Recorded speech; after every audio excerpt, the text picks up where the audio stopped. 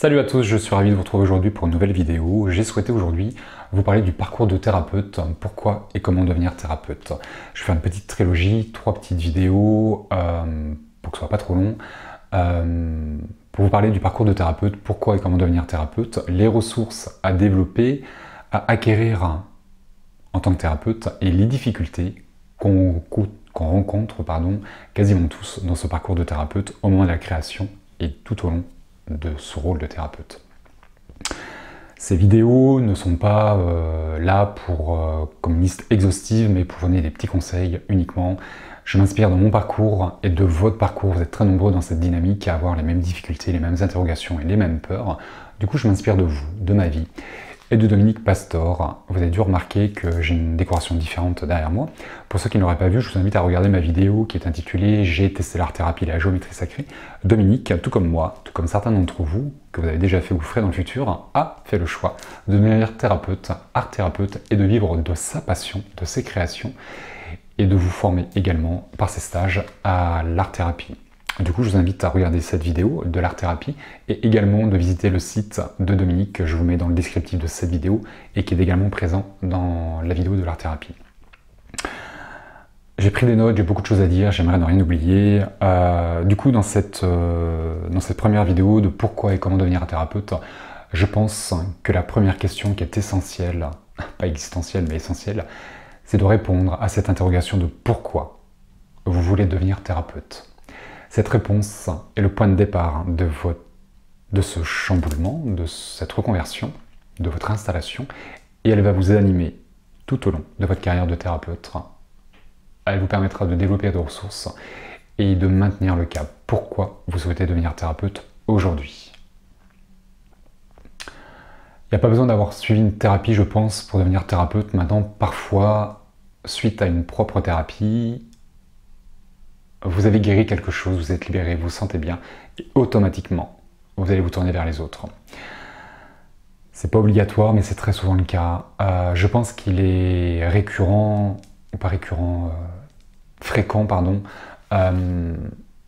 c'est très souvent l'aboutissement d'un chemin personnel.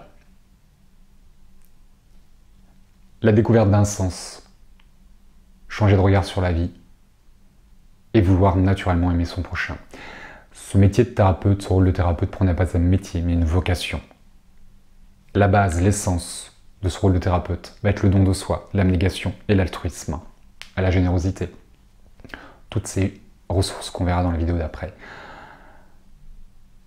Si vous n'aimez pas l'humain, ne vous dirigez pas vers l'humain.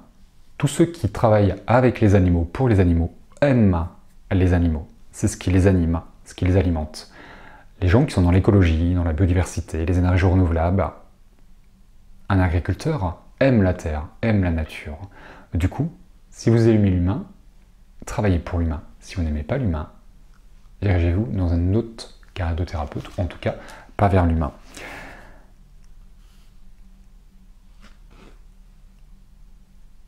Il est essentiel d'avoir un intérêt pour autrui. On ne devient pas thérapeute pour soi, on devient thérapeute pour les autres.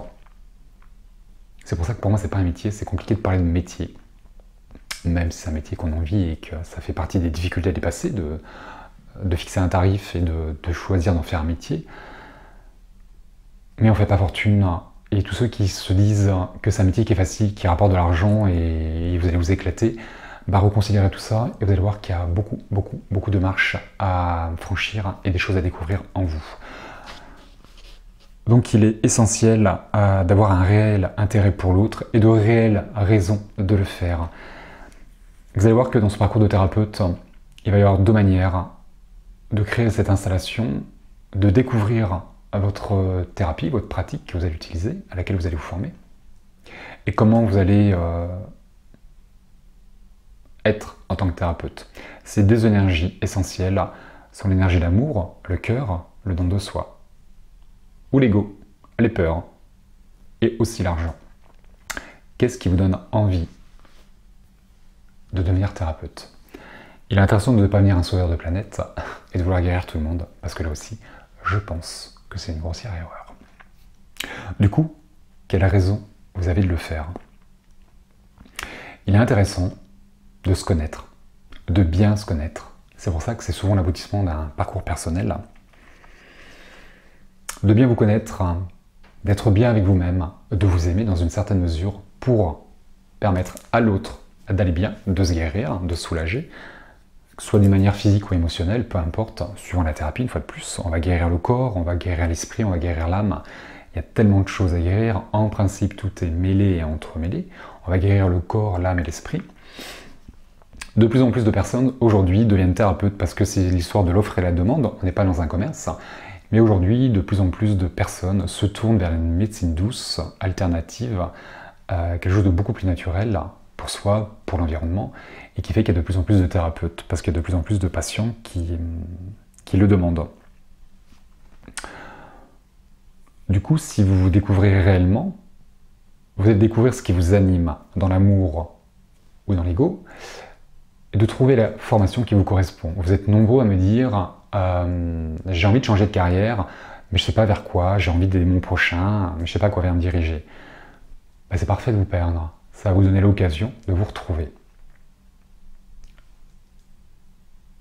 Ça fait partie des étapes, se dire mais je deviens thérapeute, mais comment j'exerce? Alors si la thérapie que vous avez suivie vous a collé à la peau, vous allez très certainement devenir le thérapeute qui utilise cette technique, cette pratique.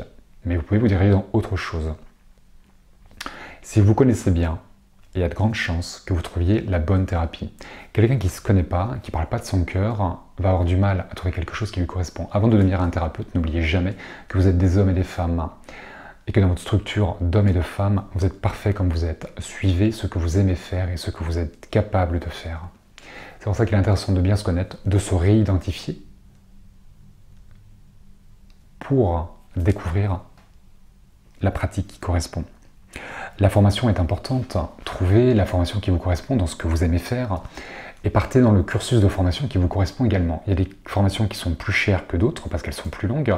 On va prendre l'exemple, je ne sais pas moi, de la naturopathie, la sophrologie, certains pour devenir hypnothérapeute. Il y a des écoles qui vous donnent qui vous permettent d'avoir des diplômes d'État, reconnus par l'État.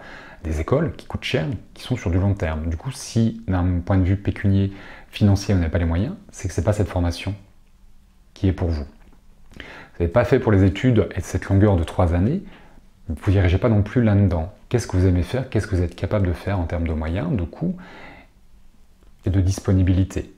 Il y a des formations qui sont plus courtes, des stages ou des formations qui vont vous donner des diplômes, des formations diplômantes et qualifiantes, mais pas forcément des diplômes d'État. Ça ne vous empêchera pas de vous installer.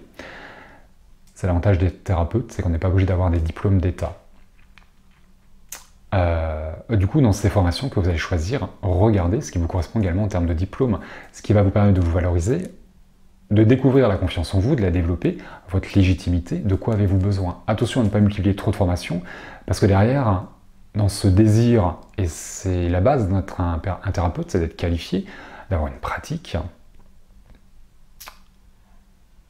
il serait dommage de cumuler trop de formations, parce que derrière, il pourrait se cacher, parfois pour certains, un manque de confiance en soi, qui fait que je cumule les formations pour travailler ma confiance en moi. Mais là, quelque part, ça pourrait vous desservir. Donc attention, dans le choix de vos formations, prenez quelque chose qui vous correspond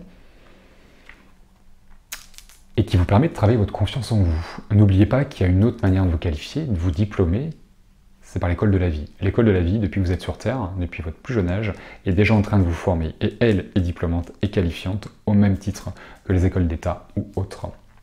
Elle vous légitimise et elle vous permet de travailler la confiance en vous. De toute manière, ce n'est pas un diplôme, je pense, qui fera de vous un thérapeute. La vie fera de vous un thérapeute. Vos patients feront de vous des thérapeutes. Le temps fera de vous un thérapeute. Quelqu'un qui sort de l'école, quel que soit son diplôme, que ce soit un CAP ou un diplôme universitaire, la personne avec son diplôme ne sait pas travailler. Elle est diplômée, mais elle n'a pas l'expérience. Il y a une nuance entre j'ai un diplôme, alternance ou pas, le monde de l'entreprise on l'a connu, mais on ne sait pas travailler. On ne connaît pas tout. On sait travailler dans une certaine mesure. Du coup, l'école de la vie va continuer à vous former. Pour un comptable, un mécanicien ou un informaticien, j'en sais rien, c'est la même chose. On apprend dans le monde de l'entreprise, au contact des collègues, des patrons, de la société qui nous emploie, et des clients pour ceux qui ont affaire à des clients, suivant les infrastructures. Du coup, la vie est déjà en train de vous qualifier, surtout pour être thérapeute, et elle continuera après votre installation, après votre formation, à vous qualifier. Toutes les formations que vous allez suivre, je vous invite à vous les réapproprier, à ce qu'elles soient beaucoup plus personnelles. Ça vous permettra de vous distinguer de certains de vos collègues. C'est intéressant aussi. Qu'est-ce qui fait qu'on va vous voir vous ou l'autre? Une personnalité, une manière de travailler, de se présenter, c'est important. Dans la concurrence, entre les deux, mon cœur balance, lequel choisir? Celui qui énergétiquement me donne plus envie. Du coup, c'est intéressant de comprendre que la vie va vous former et de vous réapproprier les choses. C'est dans le temps qu'on devient thérapeute, je crois. Ça s'apprend, ça se découvre, ça s'apprend. Il y a des mises à jour à faire aussi, en fonction de l'époque dans laquelle on vit et en fonction de soi. Ce changement de vie, cette prise de position à devenir thérapeute intervient de plusieurs manières, suite à la thérapie, d'un chemin personnel, d'un licenciement, d'un deuil, d'une rupture, d'une rencontre d'âme. Il y a des situations qui viennent comme une météorite, qui pourrait en apparence vous faire dévier de votre trajectoire, mais c'est très certainement pour vous reconduire ou pour vous permettre de changer de voie. Aujourd'hui, au XXIe siècle, on vit plusieurs incarnations en une. Moi, je crois que j'ai fait 7 ou 8 reconversions professionnelles. Alors celle-ci, c'est la dernière, je pense que je me suis bien trouvé et qu'il y a peu de chances que je l'arrête. Parfois, mon père me dit « pense à ta retraite ». Je lui dis rien, papa n'écoute pas, mais j'y pense pas à ma retraite. Pour moi, la retraite, elle n'est pas envisageable. Tant que la vie me permettra de travailler et qu'il y aura une demande, je serai présent, c'est sûr. Mais ces changements de vie vont arriver de multiples raisons, pour de multiples raisons, pardon. Et la vie va créer ce changement. À vous de l'incarner et de l'accompagner, ce changement. Dans ces transitions, au moment de l'installation, il y a plusieurs cas de figure. Moi, perso, j'avais plus rien, j'avais tout perdu. Je sortais de ma nuit noire de l'âme, du coup, j'avais plus rien. C'était pas plus simple, mais au moins, j'avais pas le risque de perdre quelque chose. Quand on n'a rien, on peut rien perdre. Quelque part, il n'y a plus qu'à construire. C'est chouette, ça. Maintenant, il est intéressant d'accepter de perdre tout ce que vous avez. Quand j'ai accepté de perdre, c'est de perdre le confort et la sécurité que vos postes vous offrent. Lorsqu'on est en profession libérale, la seule sécurité et le confort que vous allez avoir, c'est celui que vous allez vous apporter, celui que vous avez créé. Quel que soit le travail que vous ayez, fonctionnaire, CDI, CDD, des contrats précaires ou autres, vous avez un confort, il y a une sécurité. Même le chômage vous apporte une rente qui peut être inconfortable, mais il y a une sécurité. Libéral, on fait son budget au jour le jour. On apprend à gérer l'argent différemment. C'est un gros travail, l'énergie argent, qu'on verra dans les difficultés à dépasser. Mais on va apprendre à lisser son salaire sur 12 mois, il n'y a pas de congé payé, donc il y a tout un regard à changer. En tant que salarié, un mois sur l'autre, vous allez gérer votre budget. Ce mois-ci, je ne peux pas, je ferai le mois prochain. J'économise pour les vacances, je fais un prélèvement pour les impôts, il y a des congés payés, on fait des crédits, suivant les revenus bien sûr, mais il y a des manières de faire, de fonctionner que vous ne retrouverez pas dans la profession libérale. Donc il faut accepter de lâcher le salaire, le confort et la sécurité que vos postes, quels qu'ils soient, vous offrent. Acceptez de tout perdre. Je peux vous assurer que la première année, il y a peu de chances que vous arriviez à vous faire un salaire. C'est toujours compliqué, ou en tout cas les premiers mois, il faut se faire connaître. Du coup, acceptez de tout perdre, de tout lâcher pour tout reconstruire. Il y a plusieurs transitions, du coup, chômage, il n'y a plus rien, donc il n'y a plus qu'à construire, ou le chômage. Ensuite, vous pouvez, avant de lâcher votre travail, faire une transition. Un salarié aujourd'hui à temps complet peut devenir auto-entrepreneur. Les dons sont cumulables. Créez un statut auto-entrepreneur et démarrez votre activité. Au début, vous aurez une personne par semaine, ou une personne par jour, peu importe, qui fait que vous avez votre sécurité. Vous maintenez ça pour lancer votre nouvelle carrière de thérapeute. Et au fur et à mesure où celle-ci décolle et fonctionne, vous lâchez celle-là. J'ai 10 rendez-vous par semaine, ça devient compliqué, les 35 heures plus mes 10 rendez-vous, le week-end, le soir, je suis fatigué, je passe à 80%. Ensuite, je suis à 20 rendez-vous par semaine, ou autre chose, peu importe, je passe à 50%. Et au bout d'un moment, je lâche, parce que celle-ci fonctionne. Trouvez la transition qui vous convient.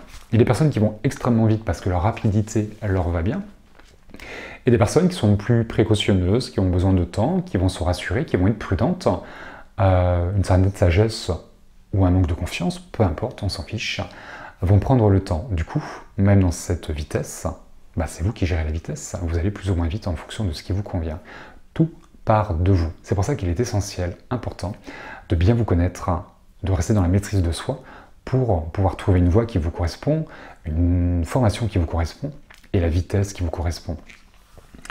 Et vous allez voir que la vie va influencer avec vous dans les turbulences, dans les fluctuations de la vie. On va vous montrer certaines choses. Soyez attentifs aux signes, laissez-les faire, laissez-les vous guider. Laissez la vie mettre les choses en place au moment où vous êtes prêt à avancer avec ça. Créez ce changement et accompagnez-le avec le temps. C'est chouette, vous allez voir. Dans cette création d'entreprise, vous allez devoir trouver un titre. Alors certaines fonctions sont vite trouvées, je suis médium, je suis médium. Après, on peut qualifier certaines choses derrière. Et pour certaines personnes, c'est intéressant aussi d'avoir une structure pyramidale dans votre création d'entreprise. C'est-à-dire que dans cette structure pyramidale dans l'idée, c'est d'avoir 4-5 cordes à votre arc, d'avoir 4-5 qualifications, diplômes ou autres, peu importe, pour avoir tout un panel, tout un éventail de qualifications, de formations, de techniques de thérapie pour accompagner la personne. Ça peut être énergétique et aussi faire du coaching, du développement personnel, pourquoi pas. Faire les deux, créer des stages, ça peut être multicarte, multi-activité. Du coup, ça vous multipliez les occasions de recevoir des personnes et de recevoir de l'argent pour pouvoir en vivre confortablement. Du coup, dans cette structure, la vie, à la base, je propose plein de choses. Et c'est l'histoire de l'offre et de la demande, toujours, même si on n'est pas un commerce, j'insiste. Je propose plein de choses. Il y a une différence entre vendre les choses et les proposer, je trouve aussi. Maintenant, chacun fait ce qu'il veut et comme il peut le faire. Maintenant, dans ma base, je propose plein de choses et au bout d'un moment, ça ne fonctionne pas, ou ça ne fonctionne plus, je l'arrête. Et ça se resserre, c'est-à-dire que de 5 cordes à mon arc, je vais rester avec 3 ou avec 2 ou avec une, peu importe. Mais laissez faire la vie. La base est juste une base. Comment vous allez construire à l'image d'un château de cartes? Il y a des choses qui ne restent plus. Et on reste ce qui est consolidé, et ce qui fonctionne. Moi au début, je faisais de l'énergétique, je faisais du magnétisme, je faisais du Reiki également. Je faisais de la médiumnité, je faisais des stages, je faisais des ateliers, je faisais plein de choses. Aujourd'hui, je ne peux faire que des consultations de médiumnité, mes stages, mes conférences, ce genre de choses. Mais je suis resté dans la médiumnité. Aujourd'hui, je n'ai pas la possibilité de faire des soins parce que mon agenda est bien rempli, qui fait que lorsqu'on m'appelle, il y a toujours 2, 3, voire 4 mois d'attente. Qui fait qu'un soin, c'est tout de suite maintenant. On ne peut pas attendre, je ne peux pas vous faire un soin dans 3 mois. Du coup, ça fait 2 ans, je crois, que je ne fais plus de soins. Parce qu'on ne peut pas attendre. Déjà une consultation, c'est compliqué pour l'attendre, mais un soin, c'est compliqué lorsqu'on a une tendinite ou un problème sur les organes, une difficulté, un truc à soigner, d'attendre 3 mois.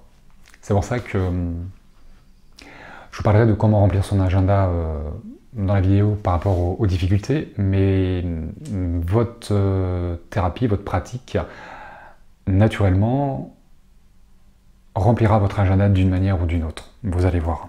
C'est quelque chose à découvrir, ça aussi. Du coup, trouvez un titre et un statut. Renseignez-vous auprès d'organismes de professionnels comme Pôle emploi, l'URSSAF, la Chambre des métiers, la Chambre de commerce. Il y a plein d'associations ou des organismes privés qui sont là pour vous permettre de choisir le statut idéal pour vous, pour avoir un minimum de charges en termes de comptabilité, est-ce qu'il vous faut un comptable ou pas, profession libérale, auto-entrepreneur, société. Il y a plusieurs formes de société. Qu'est-ce qui est le plus avantageux d'un point de vue fiscal? Renseignez-vous. Les lois changent perpétuellement, tous les 6 mois ou tous les ans, peu importe. Il y a beaucoup de mises à jour à faire. Et la CIPAV et la RSI sont en train de changer. Je ne suis pas trop regardé aujourd'hui de ce qui se passe, mais il y a plein de changements. Du coup, renseignez-vous auprès des professionnels. Il y a l'ACRE pour ceux qui sont demandeurs d'emploi. Il y a beaucoup d'avantages avec l'ACRE au moment de la création d'entreprise qui vous accompagne également dans ce mouvement de j'ai pas beaucoup de consultants, mais j'ai mon chômage. Donc du coup, ça aide et ça accompagne dans le temps. Et après, vous avez un allègement, un agrèvement au niveau des charges au niveau du RSI ou de l'URSSAF ou autre. C'est la CIPAV suivant vos statuts. Du coup, c'est intéressant de prendre le temps de trouver le statut qui vous correspond pour la comptabilité et autres. Un autre élément qui est capital, ça va être le lieu, votre lieu de travail. Où est-ce que vous allez faire votre cabinet? 2 cas de figure, vous le faites chez vous ou vous allez louer un cabinet.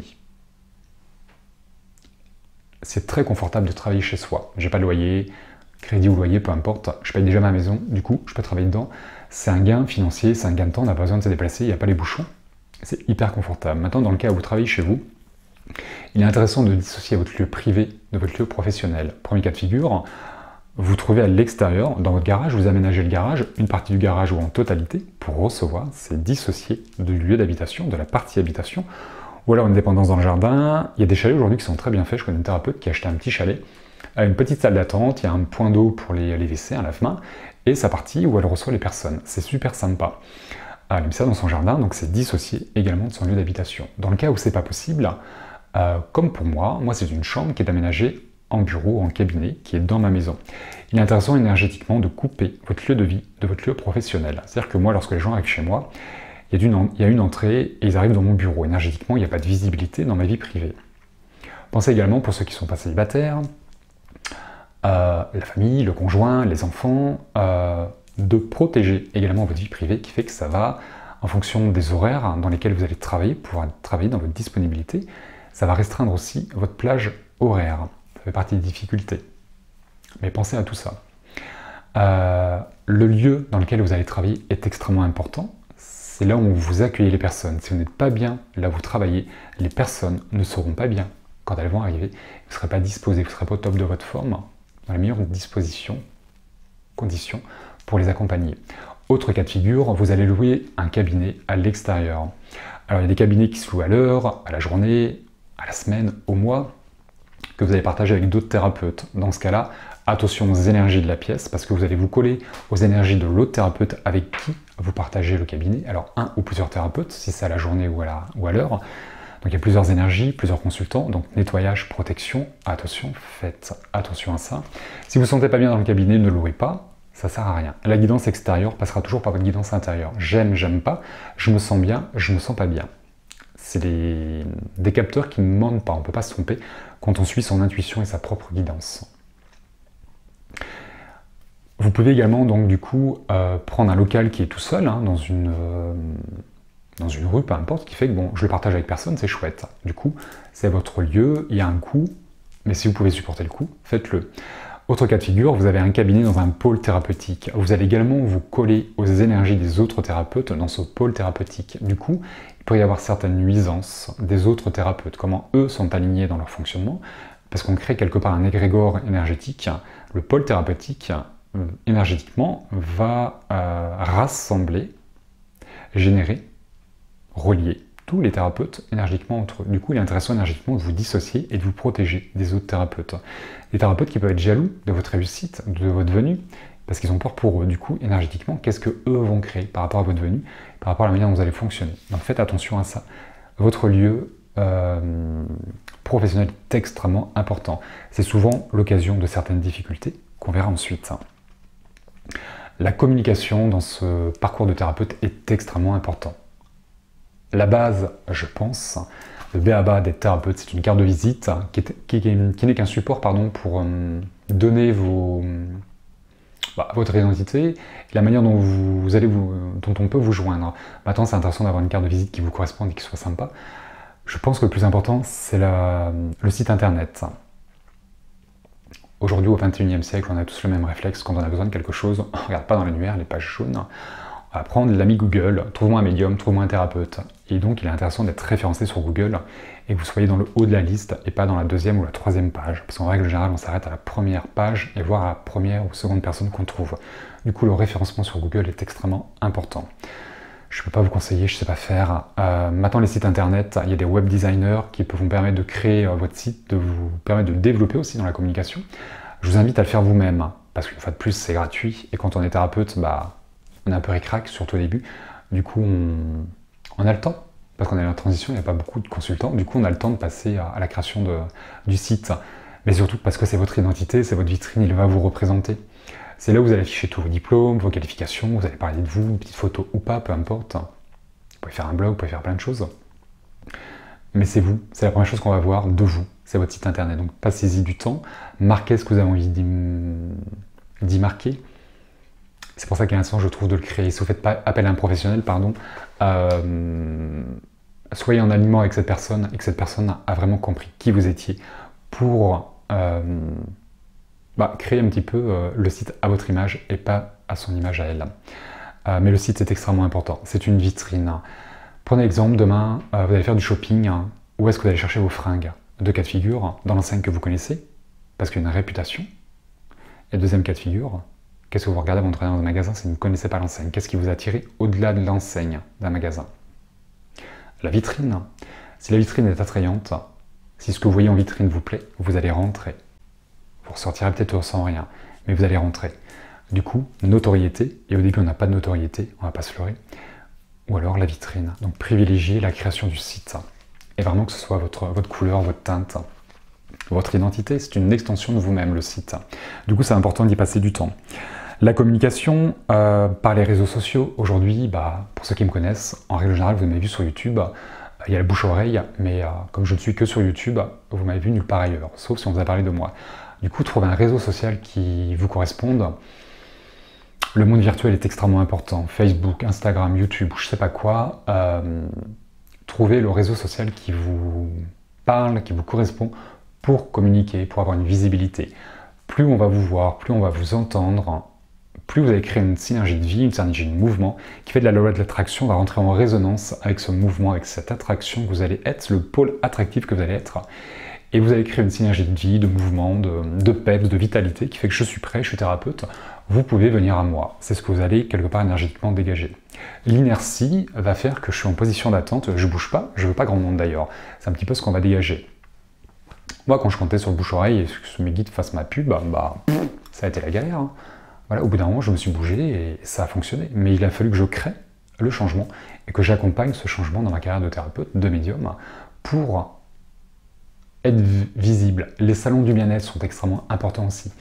Maintenant, une fois de plus, partez de qui vous êtes. On va toujours retrouver ce côté « je me connais bien » qui fait que je vais partir des choses que je ne sais pas faire. Les salons du bien-être, si vous avez du mal à être visible au milieu de tout le monde, d'être en concurrence avec d'autres thérapeutes, ou que les gens vous voient quelque part, qu'est-ce que vous n'assumez pas, que vous n'êtes pas prêt à faire en termes de ressources, ça peut être aussi ça. Maintenant, c'est intéressant de vous poser la question de savoir pourquoi vous ne voulez pas faire des salons. Il y a peut-être aussi un côté assumé. Hein. Moi, médium, souvent, on me ferme la porte et on fuit parce qu'on n'est pas toujours apprécié et reconnu en tant que médium. C'est pas simple de s'assumer en tant que thérapeute, suivant ce que vous allez faire comme thérapie une fois de plus. Faites des conférences. Maintenant, si vous n'êtes pas à l'aise dans la communication, il n'y a pas cette pédagogie, cette envie de transmettre ou cette facilité à transmettre quelque chose, ne faites pas des conférences, ça va vous desservir. Donc partez toujours de qui vous êtes, de ce qui vous alimente et de ce que vous aimez faire, de ce que vous savez faire. Ce sera beaucoup plus simple. La communication, la visibilité est extrêmement importante. Votre carrière, vous êtes le ou la seule à la construire. Votre réussite ne dépendra que de vous. Quand on est thérapeute, on crée tout par soi-même. Du coup, cette réussite, ce confort, cette sécurité viendra que de vous. C'est pour ça que les hommes et les femmes que vous êtes, réidentifiez-les, confortez-les, structurez-les. Ce sont eux qui vont déterminer les thérapeutes que vous serez demain. Il est intéressant également, je trouve, dans cette installation, de vous inspirer des autres. Qu'est-ce que les autres, par exemple, je vais rester sur moi, pardon, qu'est-ce que les autres médiums font? Comment ils fonctionnent? Comment on les connaît? Quelle image ils envoient? Je m'inspire tout le temps des autres. Dans mon quotidien, en tant qu'homme ou en tant que médium, la vie pour moi est une source d'inspiration. Pas pour faire comme eux. Il ne faut pas faire un copier-coller, ce qui est déjà fait, c'est son rôle, je ne vais pas le refaire. Je garde mon rôle, je garde ma nature, je suis authentique, je reste moi-même. Par contre, je m'inspire des autres, de ce qu'il faut faire ou de ce qu'il ne faut pas faire, de ce qu'il faut être ou de ce qu'il ne faut pas être. Quand je vois quelqu'un qui me plaît, je me dis tiens, chouette, j'ai envie d'être comme lui. Pas de faire comme lui, mais d'être comme lui, dans une certaine mesure. Quand je vois quelqu'un qui dit ou qui fait des choses qui ne me plaisent pas, je me dis ah ok, merci de me montrer ce que je ne veux pas être ou ce que je ne veux pas faire, dans une certaine mesure toujours. Du coup, inspirez-vous des autres, comment les autres communiquent, où est-ce qu'ils sont situés géographiquement. Si vous devez trouver un cabinet à l'extérieur, regardez par rapport à votre, géographiquement par rapport à votre lieu de vie. Mais également, s'il y a 5 médiums autour de moi, il y a de la concurrence. Alors la concurrence peut être favorable, à l'image des restaurants. Souvent les restaurants sont au même endroit. Ça peut aider. Tout dépendra de comment vous exercez et de ce que vous exercez. Il n'y a pas vraiment de but à avoir dans cette fonction, dans ce rôle de thérapeute. Mais si je devais y mettre un but, c'est forcément un but qui est dénué d'intérêt personnel. Je le disais au début, on se tourne vers l'autre, vers l'humain, l'altruisme, l'abnégation, qui fait que sans se perdre, on donne à l'autre. Certaines personnes disent qu'ils sont au service des autres, au service de la source, au service de leur guide. Pourquoi pas? Alors savoir que de l'autre côté on ne demande rien, il n'y a pas d'ordre, personne ne demande d'être au service de nos guides et encore moins de la source. Du coup, je pense que ces personnes, sous couvert de quelque chose, vont dire qu'ils sont au service et qu'ils vont trouver une certaine légitimité, justifier certaines positions qu'ils auront peut-être du mal à faire personnellement. Je dis ça, il y en a qui vont grincer des dents, je m'en fous, c'est pas grave, je ne me ferai pas des copains, c'est ce que je pense. Moi, personnellement, je suis au service de personne parce que personne ne me demande d'être à leur service, bien au contraire, c'est la liberté d'être et de faire ce que j'ai envie de faire au moment où je suis prêt à le faire. Garder mon alignement à moi qui est propre. Du coup, je suis au service de moi-même, ce qui n'est pas simple, ce qui n'est pas facile à faire, à vous de le découvrir. Et je ne suis pas non plus à votre service, parce qu'être au service des autres, ce serait tomber quelque part dans un rôle sacrificiel qui fait que je serais capable de me perdre pour vous. Et si je me perds pour vous, bah, je ne suis plus là. Et si je me perds pour une personne, par exemple, je ne pourrai plus accompagner les autres. Du coup, c'est là aussi un alignement à avoir. Et que dans ce rôle qui est dénué d'intérêt personnel, je suis là pour les autres, je suis dans le don de moi, mais si je ne suis pas moi, je ne peux pas faire ce don de soi. Du coup, il y a vraiment un alignement à avoir, à trouver, à ne pas perdre. C'est compliqué. On le verra avec les ressources et dans les difficultés à dépasser. Ce but,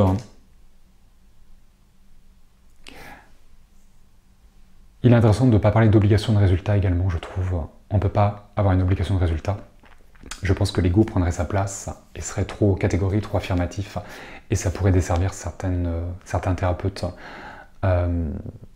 Du coup, s'il y a des objectifs, des buts à atteindre, je pense qu'il est intéressant d'avoir une certaine souplesse, car dans cette thérapie, le thérapeute n'est qu'un accompagnant qui va permettre au patient de se guérir par lui, par un soin. On fait une part du travail dans la thérapie, mais le patient va faire l'autre part de travail. Du coup, c'est pour ça que cet objectif, je pense qu'il doit être souple, et pour vous, et pour le patient, qui fait que les deux travaillent, et ouais, ça fonctionne comme ça. Par exemple, vous venez pour une tendinite, je vous fais des soins pour la tendinite, si vous continuez à courir, bah ça sert à rien que je fasse des soins. Par contre, ça viendra pas de moi. Ça viendra de vous, parce que vous continuez à courir, je ne peux pas soigner votre tendinite. Par contre, ce qui est intéressant dans ce but, dans cette fonction de thérapeute, pour moi il est évident que nous devons tous mener le patient à l'autonomie. Tôt ou tard, ces thérapies doivent s'arrêter. Médium, énergéticien, peu importe, coaching, développement personnel, hypnose, peu importe, tout s'arrête un jour. Si vous ne menez pas votre patient vers l'autonomie, je pense que vous avez loupé quelque chose. Maintenant, c'est pas pour ça que vous avez fait quelque chose de mal. Vous n'êtes peut-être pas la personne qui va accompagner ce patient. Mais on se doit tous de mener l'autre vers l'autonomie, de le guérir, de l'accompagner, de le soulager, de le libérer de quelque chose, physique ou émotionnel. C'est un petit peu comme ça que je me positionne, que j'essaye de me positionner. Ce n'est que mon avis, mes conseils, ce que j'arrive à faire aujourd'hui. On verra demain. En tout cas, hier, c'était pas comme ça. C'est un joli parcours, le parcours de thérapeute. Il y a plein de choses à découvrir, plein de choses à faire grandir, à développer. Et c'est une belle réalisation, je trouve, à avoir. C'est un vrai cadeau de la vie, quand on a la chance de pouvoir devenir thérapeute. Grâce à soi, grâce aux autres, grâce à la vie. Voilà, je vous fais dans la foulée la vidéo sur les ressources du thérapeute. Vidéo à venir. Je vous embrasse bien fort, je vous dis à très bientôt pour une prochaine vidéo. Et d'ici là, prenez soin de vous.